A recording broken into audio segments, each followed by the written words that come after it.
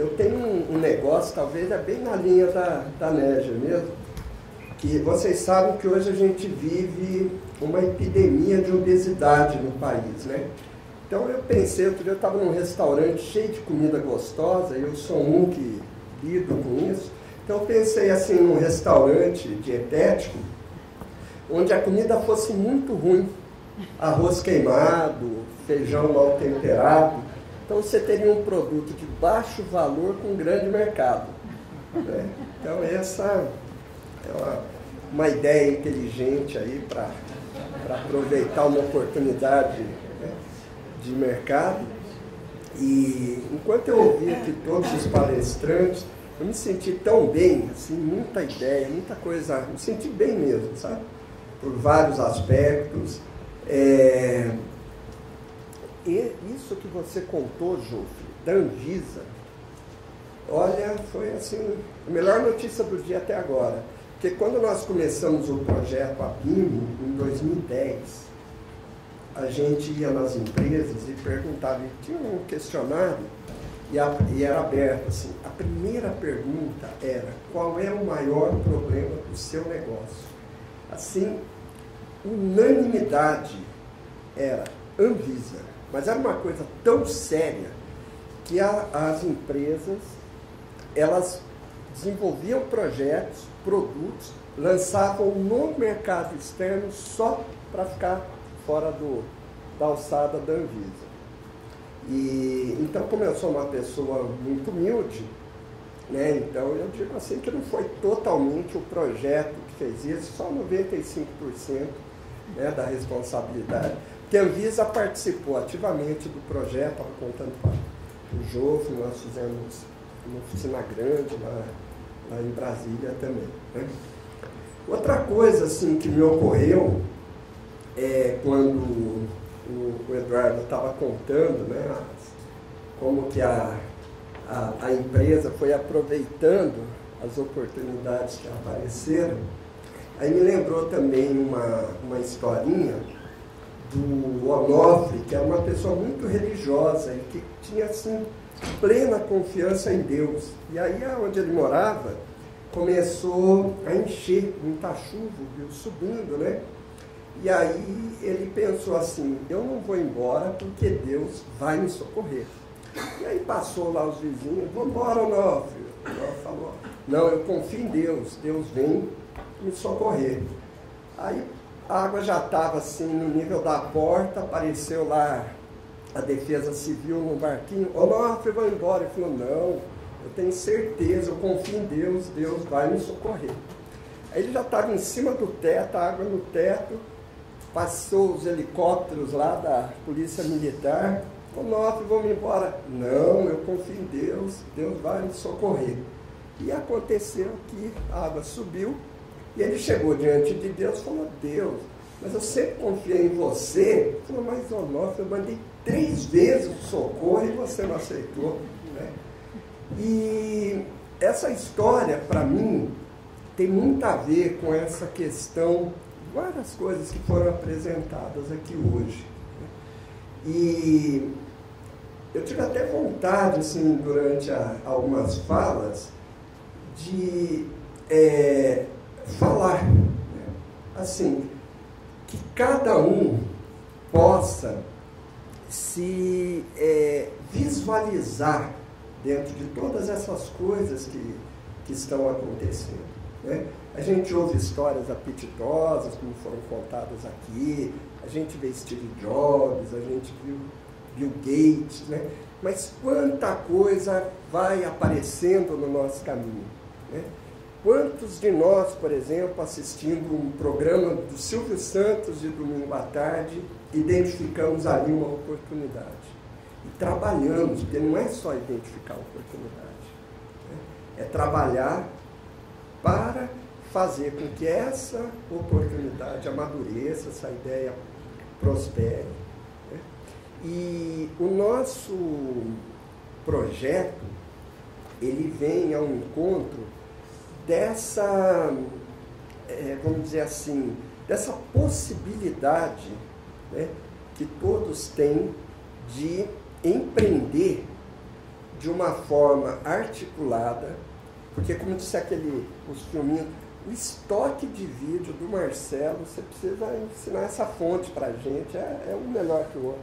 Aquele lá dos pinguins, né, dos caranguejos, mas espelha realmente uma realidade. Né? Como é que nós podemos nos articular com competência? Não é assim simplesmente ter uma ideia tão criativa como essa do restaurante que eu falei, né? Mas como que a gente pode se articular para aproveitar tantas oportunidades? Vocês viram, o Eduardo mostrou, eu sei que a Funiturnos também, fomentos que existem. Uma queixa, eu tenho vários alunos que são profissionais do Sebrae, o Cavalcante também falou isso, a Maria Paula, o Marcelo podem testemunhar, uma coisa que eu considero até triste, que a maioria dos empresários que procuram o Sebrae estão numa situação, numa pindaíba quase indo para o bico do corvo, como se diz. Quer dizer, o que essas pessoas estavam esperando? Que tipo de auxílio que as pessoas estavam esperando? Quer dizer, será que nós ainda não entendemos que precisa ter esse movimento? Por exemplo, o movimento de vir aqui, como vocês estiveram falando, né? Acho até gostei de ouvir aí o Alexandre falar de algumas ideias que surgiram aqui. Eu sei da parceria que vocês desenvolveram com a Unicamp, através do professor Johan, falando em capital intelectual. Né? Quer dizer, é um evento gratuito. Estou dando exemplos assim. Né? O Sebrae, o que ele oferece de possibilidades. Agora até está no momento, né, de cobrando por algumas coisas, mas ainda tem muita coisa gratuita. Já foi, uma época, muitas ofertas, né, de serviços, editais que têm oferecendo possibilidades de parcerias, de aporte de recursos para compra de equipamento, para desenvolvimento de projetos, para contratação de pessoas, né? E às vezes a gente esperando um socorro, né, que quando chegará? Então, esse é um dos objetivos muito fortes assim, que nos mobiliza. Algumas pessoas aqui já me procuraram, poxa, como é que a gente pode participar desse projeto? Participando, ou seja, vindo, né, construindo juntos. A gente já desenvolveu aqui, através do Gaia, grandes projetos nacionais, né, vários, eu podia contar, esse da BIM é um, tem vários outros, assim, muito diferentes entre si, mas todos com a mesma característica, uma pequena ideia que a gente vai trabalhando e vai construindo juntos, né, com um objetivo bem definido, né? E esse projeto de dinamização de ecossistemas organizacionais de micro e pequenas empresas, né, um nome até meio pomposo, né? Ele tem esse objetivo, articular esforços, né, coordenar ações. E entre todos os agentes que possam ter interesse, isso pode ser empresas de pequeno porte, pode ser microempreendedores, pode ser profissionais liberais. Né? Uma outra rede muito forte também, que deu assim, um impacto muito legal no país, coisa grande assim, tinha reuniões aqui com grandes organizações, aí a pegada era outra, era uma coisa muito tecnológica, e tinham alguns microempreendedores que vieram durante 3 anos, eles vinham constantemente. Alguma coisa eles estavam aproveitando, eu até não entendia muito bem. Eram coisas assim, envolvendo grandes organizações, aeroespacial, grandes empresas de software e tal, né? Mas alguma coisa eles estavam se beneficiando, senão não viriam aqui, porque como foi muito bem dito pelo Marcelo, né?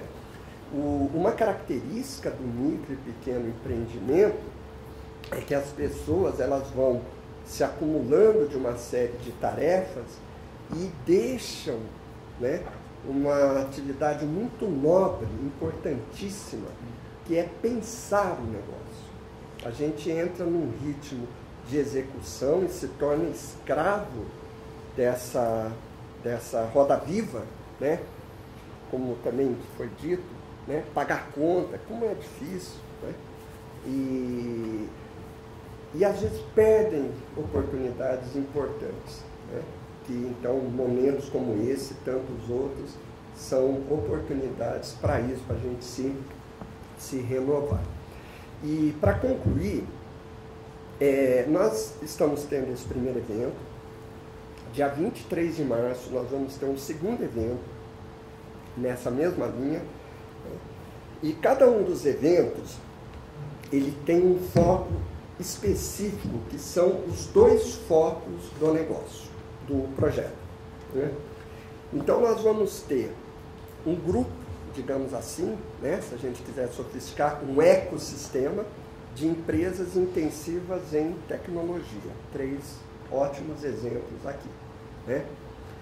E um segundo grupo, que vai ser objeto desse encontro de 23 de março, que são microempreendimentos em todas as áreas. Então, o Josué de Menezes será um dos palestrantes. Ele é um empreendedor de um projeto muito bonito, que já foi inclusive premiado pelo Sebrae, né, Josué? Rede Mercados do Futuro. É uma pessoa empreendedora, tem vários projetos, né? E nós também teremos uma parceria com uma unidade beneficente Estrela da Manhã, que está desenvolvendo um trabalho de apoio à geração de renda. E então será objeto também trabalho que é um outro segmento, que aí são empreendimentos muito pequenos. E aí também, hoje, como eu falei, foi muito gostoso para mim, porque quando eu vi a Magna Med, em 2013 ganhou o prêmio do Sebrae, e nós fomos, eu não sei se a Adileia estava comigo, nós fomos visitar nesse projeto a Binho, e o endereço achei muito estranho, porque era lá próximo do centro de São Paulo, era uma empresa, na época tinha 5 funcionários. 5 funcionários, 5. Isso é 2010, eu acho. E 2013 ganhou um prêmio da Binho, né? Então, mostrando a força que tem, um trabalho competente, articulado, tá? Então, eu peço desculpas aí até por usar da palavra, mas que a gente possa, então, empreender juntos, coordenar, né? Cada um fazendo a sua parte aí. A nossa é de procurar coordenar as ações, porque a coordenação ela não acontece espontaneamente. E aí tem essa equipe, essas pessoas aqui, coincidentemente, na frente, o Newton, né, é o gestor do projeto, tem outros parceiros que estão colocados ali, como, por exemplo, a mestrado em administração profissional, mestrado profissional em administração de micro e pequenas empresas, da Facamp, o Mackenzie, a Rede Mercados do Futuro é um dos parceiros, a Unidade Beneficente Estrela da Manhã, quem mais? Rede de Economia Criativa, são esses, né? Softex, Campinas, que trabalha no setor software, tá?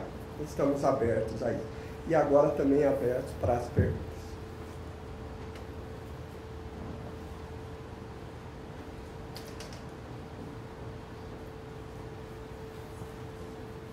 Eu vou, Josué,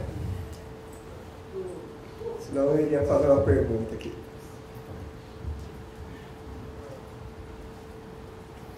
Então, uma dúvida da associação ao Jofre, né? Isso, Jofre. Essa questão de patentes, né? Você falou que tem uma exportação, importação, né? No setor de fábricas, de equipamentos, através da Anvisa. Como que funciona? Porque cada país tem uma legislação, né, de entrada, é bem complexo isso, né? As oportunidades agora pelo dólar, que deu essa, está mais para exportar, né, acredito eu, né?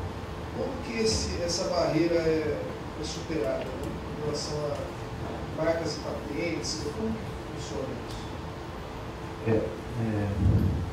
Obrigado até pela pergunta, até realmente é relevante.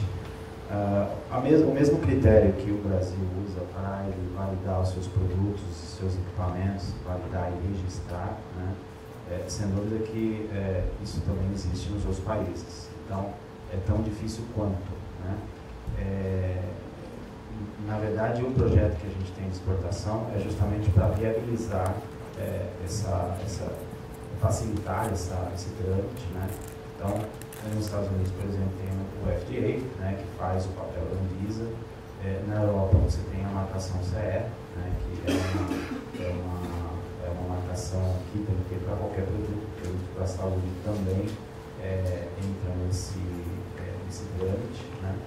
E aí cada país tem a sua legislação específica. Hoje a Anvisa ela desponta aí como as 5 ou 6 agências reguladoras no âmbito de produtos para a saúde internacionalmente, né? Ela participa de um fórum de discussão justamente para fazer essa convergência regulatória, né? Então, esse fórum participa dos Estados Unidos, a Comunidade Europeia, Japão, Canadá, Austrália, justamente para que possa ser rompida essa barreira regulatória, vamos dizer assim, né? Mas, logicamente, cada país trata de uma forma, né? Então, a convergência regulatória na área da saúde está sendo bastante discutida, até por conta da dificuldade que existe.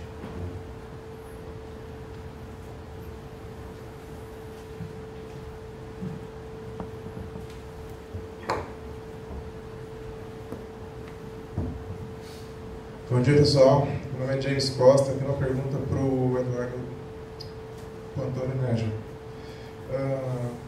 Eu queria saber, na empresa de vocês, como vocês conseguem ter essa mente coletiva aberta para essas oportunidades totalmente diferentes que se abrem lá e como vocês lidam com isso para não atrapalhar o foco da empresa também. Obrigado.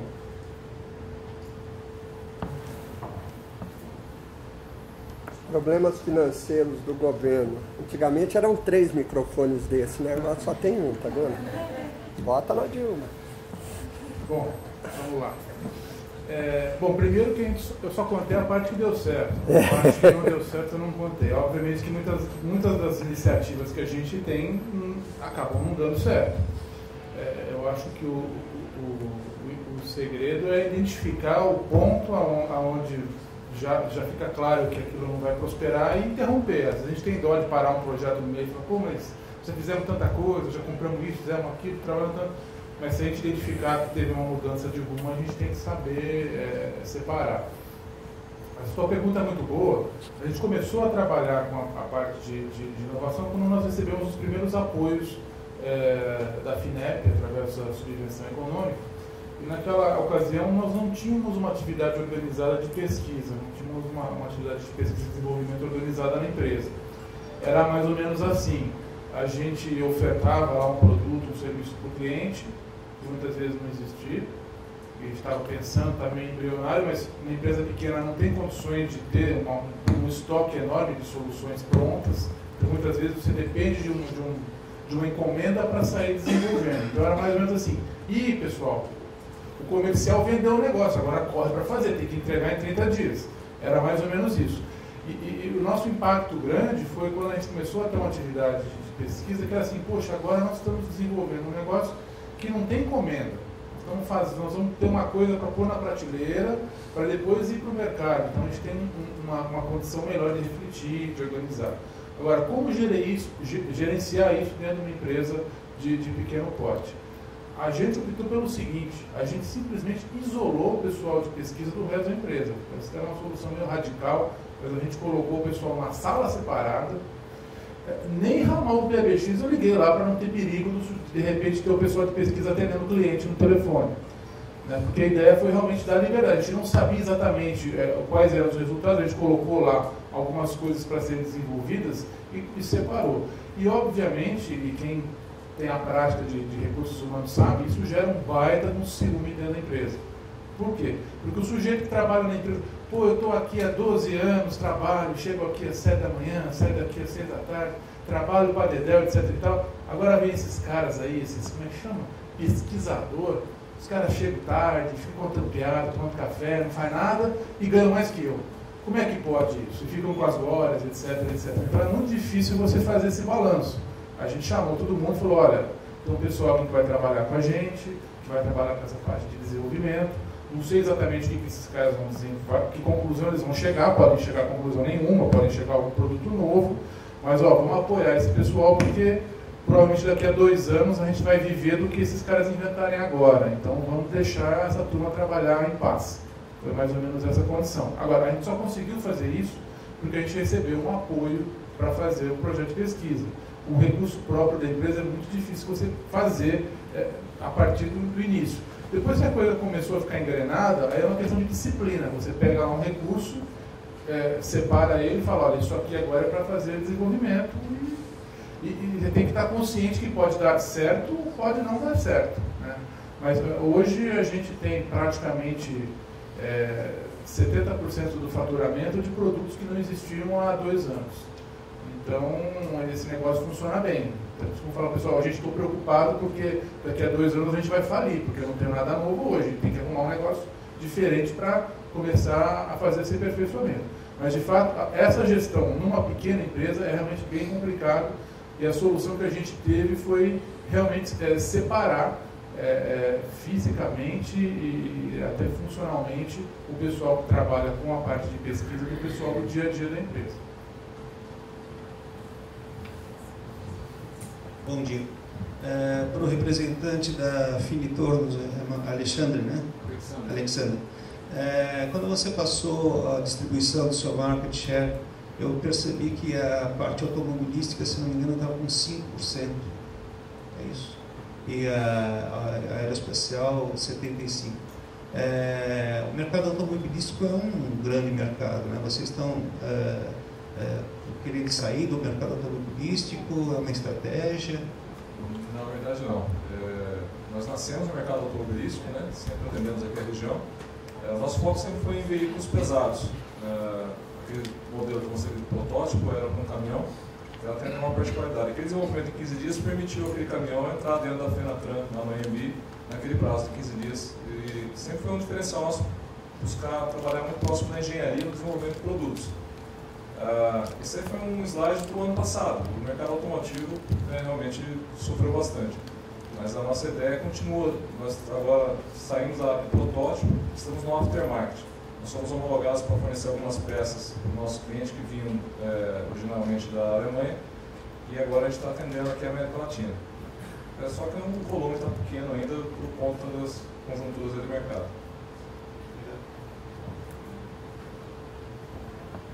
Para o Alexander também, 75% do teu mercado hoje é aeroespacial, com foco na Embraer. E para atender a Embraer, você tem uma série de requisitos impostos pelo teu cliente que vai te limitar a tua produção. Você tem que atender normas e requisitos para manter qualidade do padrão aeronáutico. Isso, de certa forma, engessa o teu processo em termos de inovar, de reinventar coisas, porque você fica bloqueado a determinados processos impostos pelo cliente, né? Como que você trabalha com essa visão? No momento, o que era uma restrição, ela foi assimilada e ela começou a ser um diferencial para outros mercados. Então, por exemplo, a área médica, o controle que nós temos de rastreabilidade de produtos foi uma coisa que é bastante comum nesse mercado, né? E foi um diferencial, a gente já tinha essa cultura. O mesmo vale também para a área de energia. Nós vemos alguns clientes que a gente vem nacionalizando peças, né? Então, eu mostrei rapidamente um slide onde tem uma paleta para uma turbina. Aquela paleta, várias delas, o paradigma era ou fazia dentro do cliente ou vinha da matriz. Fazer fora do cliente foi um diferencial que a Fenatran conseguiu conquistar. E só uma particularidade, esses equipamentos são assim, na casa de 30 a 40 toneladas, giram a 10 mil RPM, dá para imaginar o monstrinho que é aquilo lá funcionando, né? Então, a questão do uso dos materiais, a rastreabilidade que você tem que garantir dentro de uma turbina é muito severa, porque uma mistura de material pode ser o suficiente para você causar o colapso de todo aquele equipamento. Então, que era uma restrição no começo, passou a ser um diferencial para entrar em outros mercados. A gente tem uma cultura de qualidade muito forte, a gente tem as certificações específicas e a questão de rastreabilidade e qualidade muito bem ancoradas, né?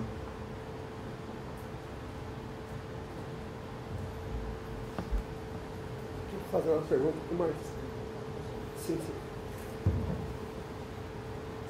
Eu acho que vou fazer uma pergunta para o amigo da NERJ. Acho que todo mundo quer saber e acho que ninguém perguntou. O estagiário, pelo menos, foi contratado? Que deu aquele ruído todo? Aproveitaram ele? Foi. A gente até tem alguns episódios de rebeldia, porque essa coisa começou a crescer e o pessoal começou a não respeitar mais o diretor da empresa. Então, algumas vezes, teve até um caso também que eu contei outra vez aqui, que a gente estava querendo fazer eu tinha pensado em fazer uma plataforma na internet onde as pessoas marcavam, já referenciavam um mapa onde elas tinham dificuldade de sinal de celular. Elas marcavam ali e com base nisso a gente ia criar uma plataforma onde automaticamente a gente acaba divulgando os nossos produtos, porque quem está querendo marcar no mapa onde o sinal do celular está ruim é um candidato potencial a adquirir os nossos produtos. Conversei com o pessoal de pesquisa, etc. Então, inclusive esse estagiário que estava contratado. E depois dos 2 meses eles chegaram lá para mostrar o resultado e falaram: olha, a gente viu lá a sua ideia, etc. E tal, a gente achou a sua ideia terrivelmente imbecil, a gente fez um negócio totalmente diferente. O pessoal rebelde, perdeu o respeito. E fizemos o seguinte, nós fizemos o contrário, nós fizemos um site onde as pessoas entram e elas localizam aonde estão as torres de celular e todas as operadoras, que é um site chamado coberturacelular.com.br, fazendo propaganda. Ele vai entrar no ar a nova versão sexta-feira já, agora, essa semana, para consulta. Conclusão, esse site começou a ter muito acesso, a ter mais acesso que o nosso próprio site da empresa, as pessoas entravam lá para consultar. Teve um dia que eu recebi uma ligação da VisaNet, que é a operadora de cartão. Aí eles falaram: não, olha, a gente usa muito o serviço de vocês aqui, né, de cobertura celular e tal. Não, mas vocês usam? Não, a gente consulta, mas desculpa, mas vocês usam para quê? Não, todas as maquininhas de cartão de crédito, elas funcionam com sinal de celular. E eles tinham uma dificuldade grande de quando eles iam levar uma máquina para algum cliente, eles não sabiam que sinal de operadora tinha lá. Então, às vezes, eles mandavam uma máquina com chip de uma operadora, mas o sinal era fraco, tinha que trocar. Então, toda vez que eles iam para campo entregar uma máquina para um cliente, eles entravam no site de cobertura celular e eles viam lá qual era a torre mais próxima e mandavam para o chip daquela operadora que a torre estava mais próxima. E aí, essa pessoa da operadora de cartão falou: então, a gente quer adquirir esse software para internalizar dentro do nosso sistema. Eu fui lá, o pessoal da pesquisa, e falei: tá vendo, gente? Finalmente vocês vão conseguir fazer uma coisa que dá para vender e deixar esse mundo da pesquisa para ter um resultado comercial. Aí nós passamos o orçamento do pessoal da Visa, que optou por não aprovar e continuar usando a versão gratuita na internet. Mas aí eu fiz uma intervenção nessa aplicação, que eu abri uma janelinha assim, dentro da aplicação. Quando a pessoa via onde estavam as torres de celular e tal, ela aparecia uma janelinha assim: se você estiver tendo algum problema de cobertura, você pode usar um kit amplificador de celular. Clique aqui. Quando a pessoa clicava, ia para a lojinha. E por incrível que pareça, tem meses que 40% das vendas vem desse clique. Então, olha que coisa que a gente tem que estar sempre aberto mesmo e deixar a coisa andar. Quando surgiu essa ideia de colocar isso na internet de graça, com trabalho, eu falei: pô, gente, mas isso aqui não é ONG, isso aqui é empresa, a gente tem que fazer alguma coisa que... E aí você, com um pequeno acréscimo desse, você ganha toda essa condição. E quando a gente estava fazendo a manutenção desse site, ele ficou fora do ar aí alguns meses, tá? A gente está voltando agora, curiosamente eu recebi 2 ligações de engenheiro de operadora de celular. Aqui é o fulano aqui, não vou falar o nome da operadora da Oi, o fulano aqui e tal. Olha, eu estou tentando entrar aqui no cobertura celular para achar as torres, não estou conseguindo, está fora do ar, está com algum problema. Eu falei: o senhor é da onde? Não, aqui eu sou da operadora tal. Eu falei: vocês não sabem onde estão as torres de vocês? Por que vocês têm que entrar? Ah, não, porque é muito mais fácil, é prático, entra na web e tudo mais. Eu vejo onde estão as nossas, onde estão as outras.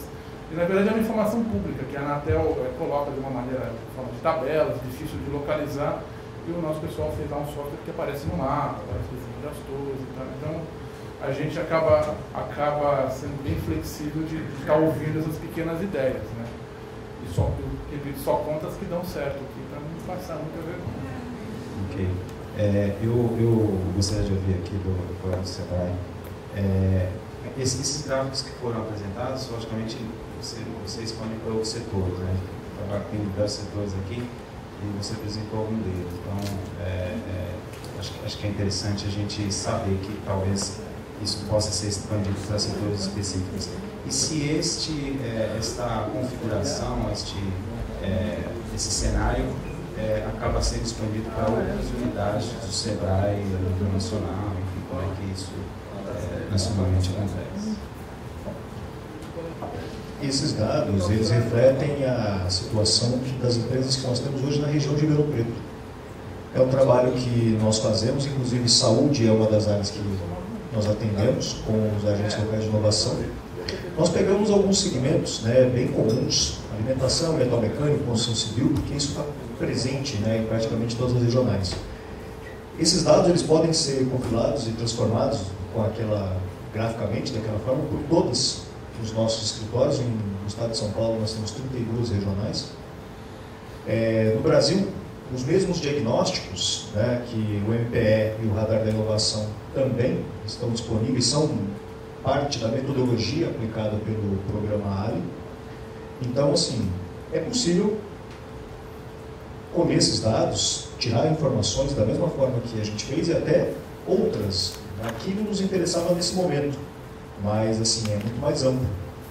Tanto o MPE quanto o Radar de Inovação, eles nos trazem outras informações, outras linhas também que nós podemos aproveitar.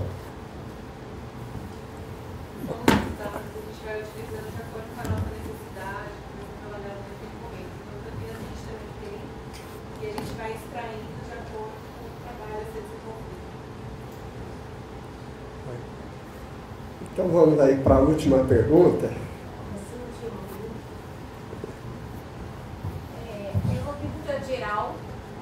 Uma pergunta geral, nesse contexto de formação dos seres humanos por trás de todo esse processo criativo e inovador.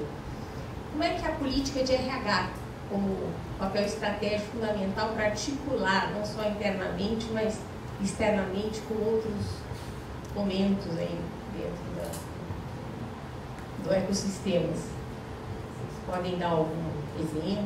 Enfim, quem quiser falar um pouquinho, por favor.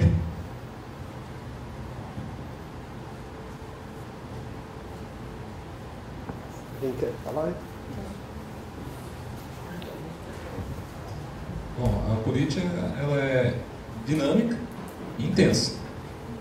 Aquela área que eu mostrei do café, por exemplo, no início ela foi muito bem utilizada, depois você começa a ter alguns desvios na utilização, aí você começa a ter que estar sempre presente ali para você ir corrigindo o rumo, né? Então você tem que estar bastante presente. Essa é a síntese aí da nossa política de RH, capacitando o pessoal, a gente oferece bastante treinamento interno e corrigindo os desvios. E o foco desse treinamento interno é ainda a liderança do antigamente? Obviamente não, né? Para ter um papel inovador desse novo quadro, tem que ter um outro conceito de liderança. Como é que é isso? Se vocês puderem, quem for responder também falar.